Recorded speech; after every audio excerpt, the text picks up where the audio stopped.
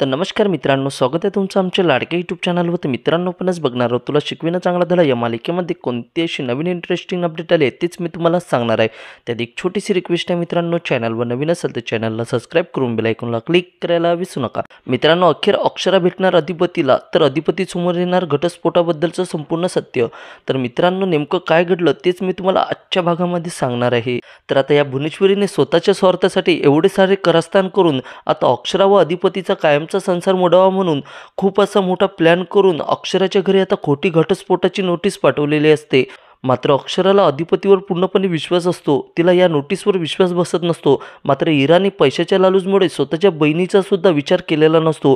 तिने भुवनेश्वरी मॅडमसोबत आता हात मिळवलेला असतो. त्यामुळे इरा अक्षराला अधिपतीबद्दल भडकवण्याचं काम करत असते. मात्र अक्षरा आता इरावर चांगलीच चिडते आणि तिचं तोंड बंद करते. मात्र इरा काही शांत बसत नसते, कारण तिला भुवनेश्वरी मॅडमने सांगितल्याप्रमाणे वागावं लागत असतं. तर इकडं मात्र आता अधिपती अक्षराला भेटायला निघतो. तेवढ्यातच भुवनेश्वरी मॅडमचा अधिपतीला फोन येतो. तेव्हा मात्र भुवनेश्वरी मॅडम आता बोलू लागते. ती रडत असते. अधिपतीला खूप अर्जंटमध्ये बोलवून घेते. मात्र अधिपती आता विचार करतो, मला तर मास्तरींबाईंना भेटायला जायचं आहे. तर ही भुवनेश्वरी आता जोरजोरात रडण्याचं नाटक करू लागते. तेवढ्यातच अधिपतीला आता चारवत सरांचा आवाज येतो. आता मात्र अधिपती लगेच गाडी फिरवतो आणि भुवनेश्वरीची काळजी करत आता तो घरी येतो. आता मात्र अधिपतीला खूप राग आलेला असतो.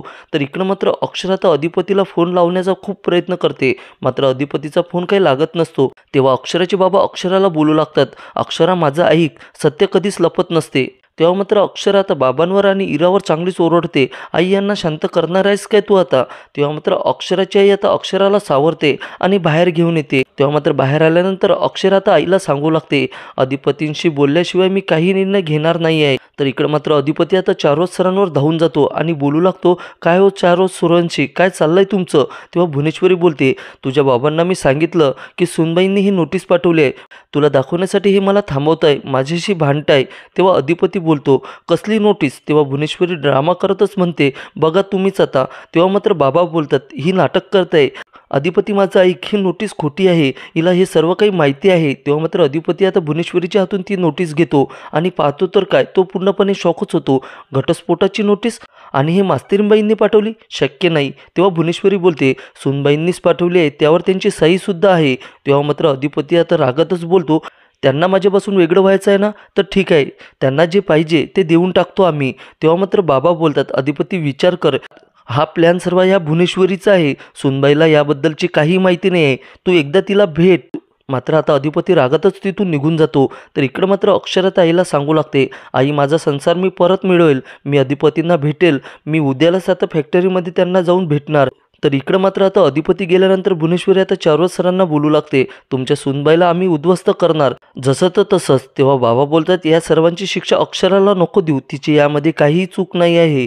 तर इकडं मात्र आता सकाळून अधिपती फॅक्टरीमध्ये येतो. तेव्हा ओमकार आता अधिपतीला विचारतो. मात्र आता अधिपतीचा पूर्णपणे चेहरा पडलेला असतो. तेव्हा ओमकार बोलतो की तू भेटला नाहीस का वहिनींना, तू गेला नव्हतास का. तेव्हा अधिपती आता घडलेलं सर्व काही ओमकारला सांगू लागतो. आता मात्र ओमकारला चांगला धक्का बसतो, त्याला विश्वास बसत नसतो. तेव्हा ओमकार बोलतो, हे सर्व तुला कोणी सांगितलं. तेव्हा मात्र आता अधिपती सांगतो, त्यांनी नोटीस पाठवली आहे घरी. तर इकडं मात्र आता अक्षरासुद्धा त्या फॅक्टरीमध्ये येते. आता मात्र अधिपती आणि अक्षराची भेट होते. अधिपती तर अक्षराला फॅक्टरीमध्ये बघून पूर्णपणे शॉकच होतो. मित्रांनो, अधिपती आणि अक्षरासमोर या घटस्फोटाचं सत्य समोर येणार, तेव्हा अधिपती कशाप्रकारे यांचा माज उतरवतो हे बघणं मात्र रंजक ठरणार आहे. तर मित्रांनो, आजचा भाग इथंच संपतो. अशाच नवीन अपडेटसाठी चॅनलला सबस्क्राईब करा. व्हिडिओ आवडल्यास लाईक आणि सबस्क्राईब करायला विसरू नका. तुला शिकविणं चांगला धडा या मालिकेचे डेली अपडेट बघण्यासाठी सबस्क्राईब करा आपल्या लाडक्या यूट्यूब चॅनलला. तर मित्रांनो, भेटूया पुढच्या व्हिडिओमध्ये. तोपर्यंत जय हिंद, बाय बाय मित्रांनो.